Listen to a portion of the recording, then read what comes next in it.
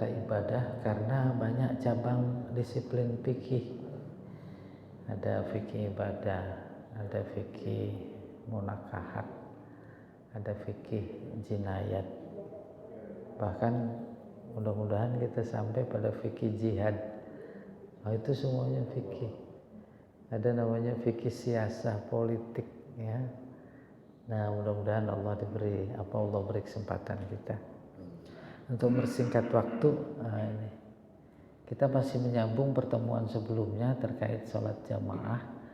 Maka yang sekarang ini mudah-mudahan kita tuntaskan beberapa hal terkait dengan sholat berjamaah. Ini subtema, ya, dari hal-hal yang terkait dengan sholat berjamaah. Yang pertama, jamaah wanita di masjid. Ada ibu-ibu? Ada. Itu nanti sama kita dengarkan. Ibu-ibu di masjid apa di rumah? Gitu. Atau dibalik?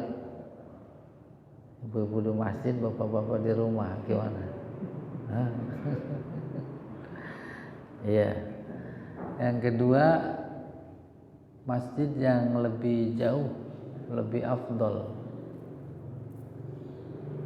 Udah kebayang insyaallah, ya. Yang ketiga, tenang saat menuju masjid. Kita dari rumah masing-masing menuju masjid, alhamdulillah kalau subuh lebih tenang, lah, ya. Itu maksudnya. Tenang bukan dalam artian fisik saja, tetapi juga yang penting hatinya, batin. Sebab memang ada satu hadis ketika seseorang menuju masjid, maka dalam perjalanan mulai dari rumah ke masjid itu udah terhitung sholat. Lalu dihubungkan bagi saudara-saudara kita yang memang nggak pakai usolli lagi, kan rukun sholat itu niat. Orang niatnya udah dari rumah kok, gitu, ada keterangan. Nggak apa-apa. Allahu Akbar. Subuh jam berapa tadi? Jam 4 sekian lah. Pamannya datang ke masjidnya dari jam 3, udah berwudu.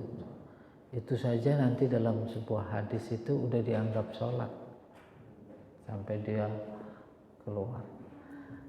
Tetapi juga jangan terlalu ekstrim memahaminya. Jam 4 datang udah dianggap sholat, pas qomat terus pulang. Kan udah sholat, itu kan enggak juga begitu. Sehingga dalam konteks Al-Quran, hadis, memahaminya secara akurat, yaitu dengan keilmuan. Al-Quran dan hadis adalah bahasa Arab, maka keilmuannya bahasa Arab. Keilmuan bahasa Arab ini yang mengantarkan kita untuk memahami secara tepat, persis. Sebagai contoh umpamanya Allah berfirman, la taj'al yadaka maghlulatan ila unuqika wa la tabsutha kullal basti fataqhuda maluman mahsura. Jangan kau jadikan tanganmu terbelenggu di leher. Bukan Allah melarang begini dua-duanya. Dan jangan juga kau hamparkan sehampar-hamparnya. Nah, itu kan bagian dari bahasa. Maksudnya jangan pelit. Jangan juga boros. Banyak bahasa yang kayak begitu.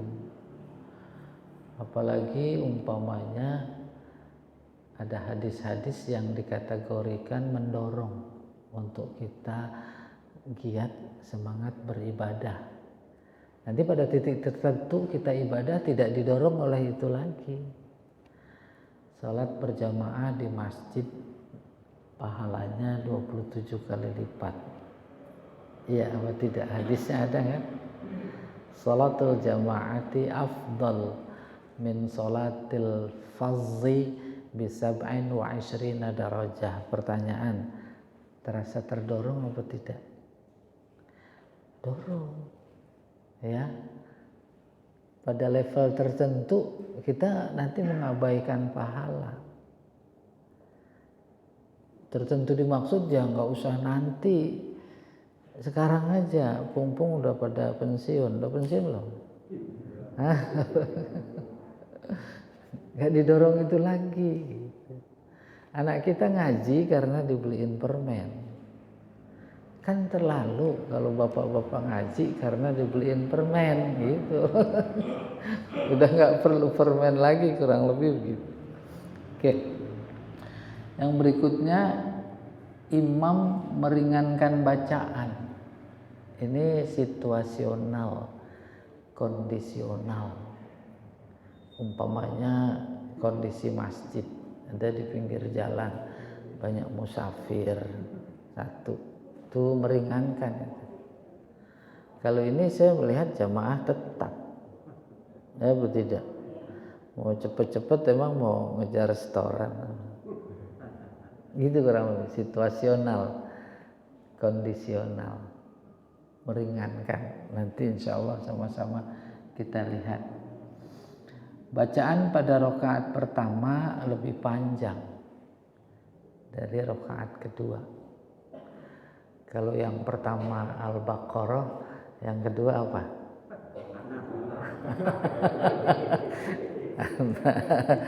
Gitu.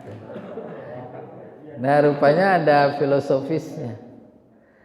Asumsinya rakaat pertama panjang, bisa jadi ada saudara-saudara kita karena satu dan lain hal masih dalam perjalanan. Bahkan lebih dari itu, udah panjang, udah mau selesai, kedengeran ada yang baru masuk di masjid, tambahin. Itu kan tertangkap juga itu kesannya. Apa itu? Pertama, jamaah itu memang di apa namanya, dimuliakan sekali oleh Allah. Itu ada kesan, jangan sampai itu yang kedengaran sedang berwudu ketinggalan berjamaah. Tambahin surat Al-Ikhlas sesuai dengan tuntutan, cukup atau tidak. Batal, itu dia, balik lagi. Umpama itu mah ya. Jadi oke. Yang terakhir, wajib ikut imam dan haram menyalahi. Ini sekali, kuat, artinya haramnya beneran. Haram artinya apa sih? Dilarang. Dilarang juga bukan arti haram secara harfiah yang benar. Haram itu artinya dihormati. Babi haram, hormati. Karena di Mekah Masjidil Haram, sama itu haram, dihormati. Cuma cara menghormatinya beda. Tuh. Karena ke Masjidil Haram diartikan menjadi masjid suci, gitu. Harus dihormati kesuciannya. Babi haram, harus dihormati. Bagaimana caranya? Sesuai perintah agama terhadap babi, gitu. Ini juga haram, harus dihormati. Mana dia? Gejala, tanda betapa orang sholat harus dihormati. Itu nggak boleh lewat di depannya. Kalau perlu dijagain. Kalau dulu kita temukan dalam zamannya Umar bin Khattab, di pojok, karena saking kerasnya. Gimana di Masjidil Haram? Tuh Masjidil Haram. Masjidil Haram ada fikih siapa itu? Wahbah Zuhaili, bukunya Al-Fiqhul Al-Islami wal Adillah wa Adillatuh, dan dalil-dalilnya terkait dengan Masjidil Haram itu bebas mazhab, bebas hukum dalam tanda petik gitu ya. Ini satu baris, boleh gak diseling-seling sama perempuan? Boleh apa enggak di sini? Enggak boleh. Masjidil Haram boleh. Dia ada memiliki keistimewaan. Yang di sini Bapak Ibu sentuhan umpamanya batal, di sana enggak batal. Baru kemudian sikap diserahkan kepada yang bersangkutan. Kalau memang mau tetap juga di sana batal enggak apa-apa. Kalau memang mau dia pegang tetap gitu. Boleh dibayangkan, pamannya suami istri haji, sholat Masjidil Haram, dipisahin sana kamu sana. Ntar susah apa gampang nyarinya? Nah, susah. Terus di depan lewat masjid itu, baru kemudian memang disaksikan seseorang sholat. Kebetulan ini tiang hadap persis depan tiang. Banyak orang lewat situ. Dia mempertahankan prinsip, nggak boleh. Boleh saja mempertahankan prinsip, boleh. Bahkan lebih dari itu, saya menyaksikan pas dia giniin dia molos sini. Akhirnya apa? Ada lewat lagi, sebelum lewat dia maju ke tiang. Maka dia lewatnya belakang. Ya. Hal-hal yang terkait dengan sholat berjamaah begitu kurang lebih. Kita mulai sekarang. Saya gimana gedein ini, nggak bisa baca ini. Saya cari ya. Itu kelihatan nggak ya? Enggak.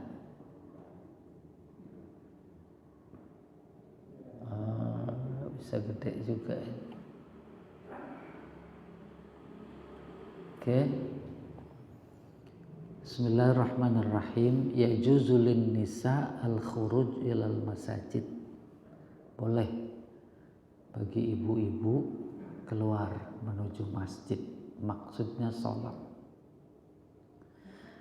Wa syuhudul jamaah, ikut berjamaah. Bisyartin, dengan syarat ayatajannabah ma yusiru syahwah, menghindari yang mengundang syahwat. Paham? Insyaallah kebayang ya. Kalau ada yang tanya boleh nanti menghindari itu, antisipasi. Oleh karena itu kalau ada hadis Nabi yang menceritakan bahwa laki-laki di masjid, perempuan di rumah, sholat fardu apalagi sholat sunat, harus ditangkap, bukan berarti bertentangan. Ada syariat, ada namanya ilat. Ilat itu sebab. Apa sebabnya? Tuh, wanita-wanita pada saat itu dilarang ke masjid. Itu yang harus ditangkap. Tak lain jawabnya adalah syahwat. Itu pun akan memberikan informasi kepada kita, bukan cuma soal peranata sosial, tapi kondisi terkait dengan hal satu itu disono gitu. Kalau yang itunya udah bisa dihindari, maka muncul beberapa pendapat sesuai dengan situasi dan kondisi. Contohnya ini, perempuan, ibu-ibu boleh ke masjid, ikut berjamaah, dengan catatan dia harus menjaga hal-hal yang mengundang orang lain, bapak-bapak, menjadi dosa gitu. Kalau itu terpenuhi, kenapa tidak? Itu. Jadi waktu itu dilarang karena tak mampu menjaga undangan. Bapak Ibu sekalian jamaah, Wanita itu dari ujung rambut sampai ujung kuku itu semuanya undangan. Pernah diundang? Pernah enggak? Coba bayangkan. Mungkin di lingkungan kita apalagi lagi sholat subuh berjamaah, enggak lah, coba ke mall. Undangan apa enggak? Dan itu dari bagian syariat yang luar biasa pentingnya. Jangan sampai. Sebab kalau terjadi itu dahsyat gitu kurang lebih. Akhirnya ada sebuah hadis Nabi begini. Al-mar'atu tuqbilu fi surati syaitan. Perempuan dilihat dari depan gitu gampangnya adalah bentuk setan. Wa tudbiru fi surati syaitan. Dilihat dari belakang bentuk setan. Ntar bapak-bapak pulang pada ngelihat setan. Nah itu dahsyat seperti tadi saya ngomong harus dipahami. Kalau cuma terjemahannya saja bukan strata kita, strata yang besonoan dikit juga. Baru kemudian dijumpai itu di dalam buku-buku tasawuf. Wanita itu bentuk tubuhnya lekak-lekuk.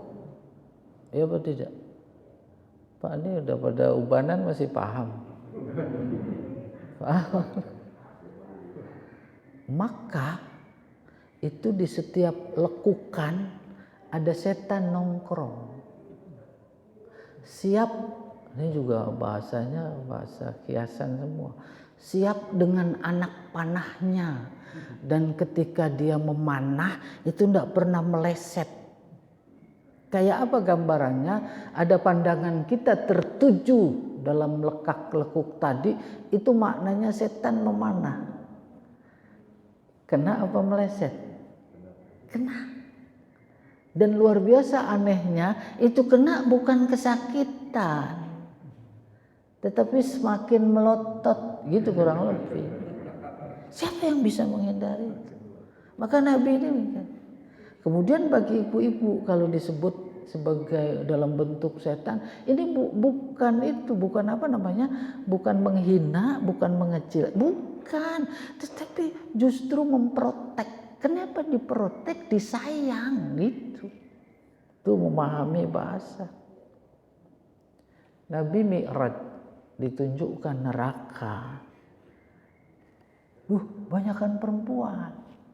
Ya atau tidak? Ketimbang laki-laki. Itu bukan menghina perempuan. Banyak masuk neraka. Tetapi jauh-jauh hari itu Rasulullah sudah memprotek. Kalau kita udah baca itu, tahu informasinya dari Rasulullah, sebagai ibu-ibu kan jadi tambah hati-hati. Ya atau tidak? Apalagi dihubungkan dengan hadis tadi. Begitu maksud saya cara memahami Al-Quran. Iya, atau hadis. Wa yad'u ilal fitnah. Tidak boleh ada yang mengundang fitnah. Minaz zina, perhiasan, wat tayyib, dan wangi-wangian. Makanya Rasulullah marah itu. Ada ibu-ibu yang kebetulan lagi ke masjid wangi, jangan pulang. Mandi dulu. Tuh. Jadi emang menjadi seolah berseberangan pandangan kemodernan dengan pandangan agama. Agama melihat hidup ini memang bangke. Ada hadisnya yang dijadikan pedoman bagi tasawuf itu. Ad-dunya jifah. Dunia itu bangke. Kalau ada bangke, deketin apa ngejauhin, gitu orang. Gitu. Ya. Jadi enggak mengundang itu. Fa'an ibn Umar anna Nabi sallallahu alaihi wasallam qala la tamna'un nisa ayakhrujna ilal masajid wa buyutuhunna khairul lahum. Ini dia hadisnya. Kata Rasulullah dalam hadisnya, jangan kalian halangi ibu-ibu wanita ke masjid. Tuh. untuk menyaksikan jamaah. Itu Ramadan luar biasa, ibu-ibu banyakkan ketimbang bapak-bapak. Nggak apa-apa, tapi ditutup wa buyutuhunna afdal khair lahun, tapi di rumah lebih baik. Udah, kita dengar, kita nimbang-nimbang, kita memutuskan pada tataran praktek, disesuaikan kepada keputusan masing-masing. Nggak ada ono salah ini benar ono salah, tidak ya, dua-duanya ada kebenaran. Wa an Abi Hurairah anna Nabi sallallahu alaihi wasallam qala la tamna'u ima Allah masajidallah. Tuh, ini redaksinya saja yang berbeda, substansinya sama. Hadis dari Abi Hurairah bahwa Nabi bersabda, la tamna'u ima Allah, jangan kau halangi, maksudnya ya wanita-wanita masjid ke masjid. Wal yakhrujna tafalat, hendaklah dia keluar kalau lagi mau ke masjid tafalat, tak berhias. Ya, insyaallah kita udah paham. Rawahuma Ahmad wa Abu Daud wa anhu. Juga ada hadis lain dari Imam Ahmad, Abu Daud. Qala Rasulullah sallallahu alaihi wasallam, ayyuma imra'atin asabat bukhuran fala tashhad ma'anal isya al-akhirah. Itu ini yang tadi saya katakan. Perempuan mana saja, ayyuma imra'atin asabat bukhuran, bukhuran minyak wangi, bukhur yang menggunakan minyak wangi sampai menyolok si sana, wanginya sudah sampai ke sini mama. Nah, bapak-bapak jadi nggak khusyuk. Itu ada apa itu gitu. Tuh, fala tashhad ma'anal isya al-akhirah. Maka hendaklah dia jangan menyaksikan bersama kami pada sholat isya terakhir. Isya akhirah udah kebayang. Ada hadis Nabi, kalau saja tidak menyulitkan umatku, maka sholat isya aku akhirkan sampai ketemu subuh. Tuh afdal. Kita belum bisa menerapkan seperti itu. Sekali dua kali Nabi melakukan. Bukan cuma bapak-bapak saja yang bergegas mengikut nunggu isya terakhir. Artinya tidak tepat waktu dalam tanda petik, gitu ya. Nah, yang begitu juga menjadi bagian penting juga sebagai maklumat, informasi. Meludak bapak-bapak, ibu-ibu juga meludak. Ya, baru kemudian beliau mengatur. Kalau ibu-ibu ke masjid dengan wewangian yang mengundang tadi, fala tashhad, udah jangan pada ikut sholat isya jamaah samaku di malam-malam itu. Ya, insyaallah bayang. Kita udah bisa, kita kalau bisa itu mempraktekkan luar biasa. Iya. Wal afdal lahunna as-shalah fi buyutihinna, ayat tadi menginformasikan yang afdal nih bagi ibu-ibu salatnya di rumah. 5 rawahu Ahmad wa Tabrani an Ummi Hamid as-Sa'idiyah annaha ja'at ila Rasulullah sallallahu alaihi wasallam. Ada seorang ibu datang kepada Rasulullah. Faqalat, lalu dia bertanya, ya Rasulullah, inni uhibbus shalah ma'ak. Ya Rasulullah, aku ingin sekali salat bersamamu. Faqala sallallahu alaihi wasallam, Rasulullah menjawab, qad alimti, engkau kan sudah tahu, wa salatuka fi hujratika khair laka min salatika fi masjid qaumika. Salatmu di kamar rumahmu jauh lebih bagus ketimbang salatmu di masjid yang ada, masjid kaummu. Wa salatuka fi masjid qaumika khairun laka min salatika fi masjidil jamaah. Dan salatmu di masjid kelompokmu, kaummu, komplekmu itu lebih bagus ketimbang yang lebih jauh. Nah, tadi ada sunat, kita lebih jauh lebih bagus. Ya, kenapa? Karena memang dalam proses jarak yang lebih jauh, Allah akan memberikan sesuatu yang kita tidak tahu. Dan sesuatu yang diberikan oleh Allah itu tidak ada yang buruk, semuanya pasti baik. Oleh karena itu cari yang jauhan. Di sini ada yang jauhan nggak? Ada. Ada sana ya? Coba timbang-timbang lagi. Ntar kalau ke sono semua, sini kosong. Ada? Oke, oleh karena itu lagi-lagi pesan intinya adalah berlomba dalam kebaikan, termasuk dalam ibadah. Selesai. Ini mah tuh contoh, ada ibu-ibu ya gambar. Masjid yang lebih jauh afdal, ini dia. Yustahabbu shalah fil masjidil ab'ad alladhi yajtami'u fihi al-'adad al-katsir. Dianjurkan sholat di masjid yang lebih jauh. Yang lebih jauh dimaksud bisa jadi lebih banyak jamaahnya. Semakin banyak, semakin lebih bagus sholat.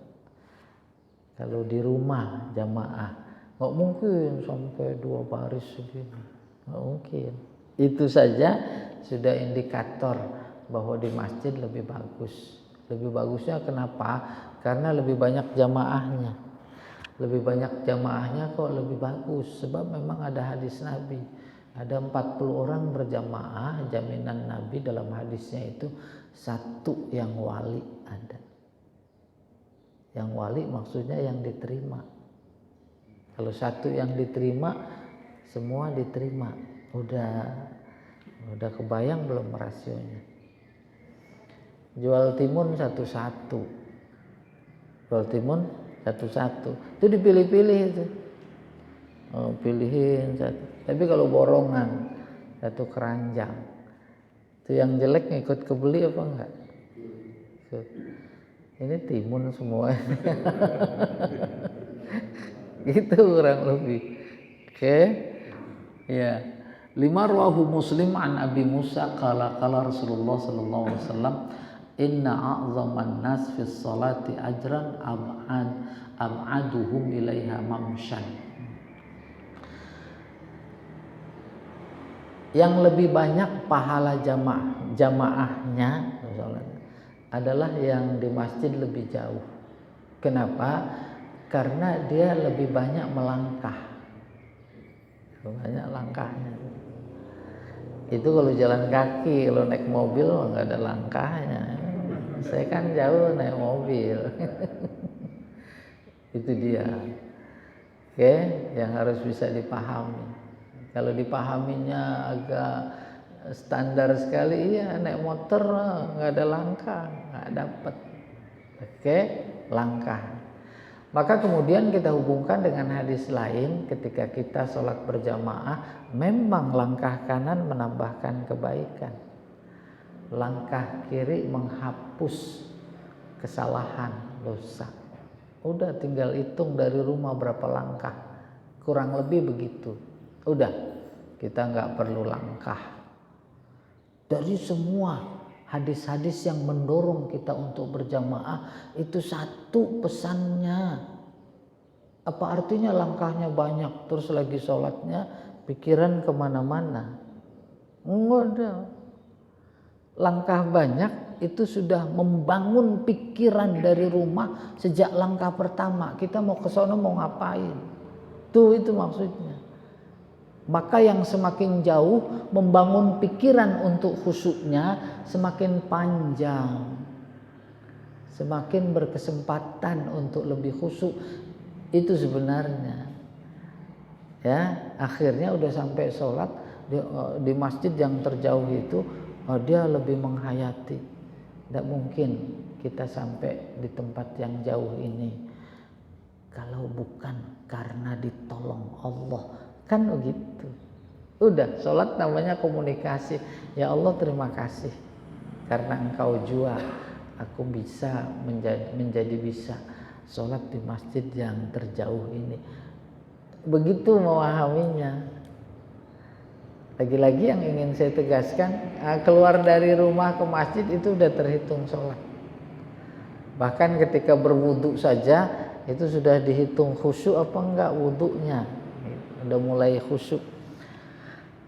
Kita lihat walimar wahu an Jabir qala khiltul biqa haulal masjid fa arada Banu Salamah ayantaqilu ila qurbil masjid fa balagha dzalika Rasulullah sallallahu alaihi wasallam fa qala innahu balaghani annakum turiduna an tantaqilu istihbabas shalah fil masjid al ab'ad wal katsirul jam'i yustahabbus shalah fil masjid al-ab'ad alladhi yattami'u fihi al-adadul katsir.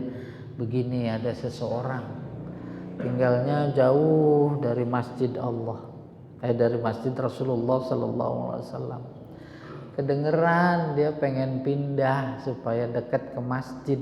Itu dilarang oleh Rasulullah. Jangan, kamu udah lebih bagus jauh dari masjid. Kita kan umumnya begitu. Bukan juga berarti yang pengen pindah dekat ke masjid itu salah, bukan. Tapi ini dalam rangka memperkuat statement bahwa ke masjid yang lebih jauh itu lebih afdol gitu. Itu buktinya. Ada orang yang mau pindah dekat masjid itu dilarang oleh Rasulullah. Kenapa? Sebab langkah-langkahmu itu emang dicatat oleh Allah, catat ya. Ke masjid jangan naik beca. Beca mah itu bang becanya yang dicatat ya. Iya, innahu balagani annakum turiduna an tantaqilu aqrabal masjid. Rasulullah bersabda, saya dengar kalian mau pada pindah ke rumah dekat masjid. Qalu na'am ya Rasulullah, iya ya Rasulullah. Qad aradna dzalika, kami memang punya niat begitu. Faqala, Rasulullah bersabda, ya Bani Salamah diarukum tuktabu atharukum. Terus Rasulullah dengan rumah kalian itu yang kalian lewati kemudian menuju masjid itu dicatat langkah-langkah, asar bekas langkah dicatat. Ayo, tantangannya mendengar hadis kayak begini, kayak apa respon pikiran kita? Pak Dirman atau yang lain hafal itu di surat Yasin ada itu. Naktubu asarahum wa kulla syai'in ahsaynahu. Apa itu? Siapa yang mana grup Yasin ini? Nggak ada. Ada yang asarohum gitu tuh. Bisa saya cari di sini tapi kelamaan. Ini berikutnya. Ini mah ilustrasi saja. Jauh itu maksudnya. Oke. Tenang menuju masjid. Yundabul masyu ilal masjidi ma'as sakinah. Disunahkan jalan ke masjid tenang. Insyaallah wal wiqar tenang tapi penuh hormat. Artinya kesadaran penuh bahwa kita lagi ke masjid, bukan mau ke mall, bukan mau ke tempat lain. Itu juga memberikan informasi bahwa emang benar masjid sangat dimuliakan oleh Allah. Kenapa kita ini nggak memuliakan? Di antara cara memuliakannya ketika dalam hadis ini, ketika menuju masjid saja, itu sudah mulai membangun rasa hormat terhadap masjid. Oleh karena itu jangan pada sambil ini itu gitu kurang lebih. Iya. Apalagi jalan ke masjid sambil gibah. Nah, itu menjadi bertentangan. Wa yukrahul isra' was sa'yu. Jalan ke masjid harus penuh tenang dan makruh kalau bergegas, terburu-buru. Cepetan, udah mau qomat. Umpamanya tenang saja. Tapi tak bisa menghindari pengen cepet-cepet karena udah mau qomat umpamanya, baru membangun pikiran yang bisa mengantisipasi agar kita jalan ke masjid jadi tenang. Ya dihitung waktunya. Kira-kira dari rumah ke masjid berapa menit sehingga kita tidak ketinggalan qomat. Ya bisa diatur ya. Oke, li'annal insan fi hukmil musalli min haini khurujihi ila shalah. Ini yang tadi saya katakan. Kenapa dianjurkan tenang? Sebab menurut pandangan hukum fikih nih, ketika dalam proses perjalanan itu ada dalam hukum sholat. Hukum sholat. Udah kebayang hukum sholat. Ada berada dalam hukum sholat itu berarti ya udah takbiratul ihram. Jangan pula dipahami karena udah hukum sholat ini nggak pakai takbiratul, bukan begitu. Tapi demikian agama mengantisipasi, mendorong dan sekaligus memprotek dari hal-hal yang bisa terjadi dalam kata-kata, pandangan saat menuju masjid. Iya, masjid. Ke Masjid Nabawi sana atau Masjidil Haram pada mampir dulu ke toko emas. Nah, ya itu emang senang musuh kita, senang iblis. Udah mampir dulu, ntar kan pulang dari masjid langsung nggak mampir-mampir lagi, umpamanya. Oke. Nah,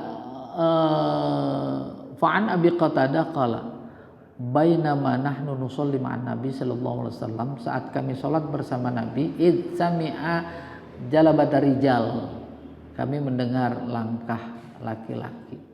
Falamma shalla qala ma sya'nukum, ada apa tadi kok pada berisik gitu. Qalu istajalna ila shalah, kami terburu-buru mau sholat. Lalu Nabi bersabda fala taf'alu, jangan lakukan. Idza ataitumus shalah fa alaikumus sakinah, kalau Anda berjalan menuju salat hendaklah berjalan dengan tenang. Fama adraktum fasallu, rakaat yang kalian dapati lakukan. Wa ma fatakum fatimu, yang ketinggalan maka sempurnakan. Amin insyaallah. Rahu Syaikhan, diriwayatkan oleh Bukhari dan Muslim. Wa an Abi Hurairah anna Nabi sallallahu alaihi wasallam, hadis lain dari Abi Hurairah, Nabi bersabda, idza sami'tumul iqamah famshu ilas shalah wa alaikumus sakinah wal wiqar, apabila kalian mendengar qomat dikumandangkan maka segeralah ke masjid yakni salat, dan tetap harus jaga ketenangan. Wala tusri'u, jangan tergopoh-gopoh, tergesa-gesa. Fama adraktum fasallu, rakaat yang kalian dapati ikuti. Wa ma fatakum fa'atimu, yang ketinggalan sempurnakan. Itu dia filosofinya bahwa ada sholat namanya sholat masbuk. Ya tidak, seolah-olah Rasulullah melarang kita tergesa-gesa karena ketinggalan, karena satu dan lain hal udah diantisipasi, kan ada namanya sholat masbuk. Ya, ketinggalan kita dapat ikuti, terus kita ada yang ketinggalan ya kita sempurnakan. Iya, masuk masjid,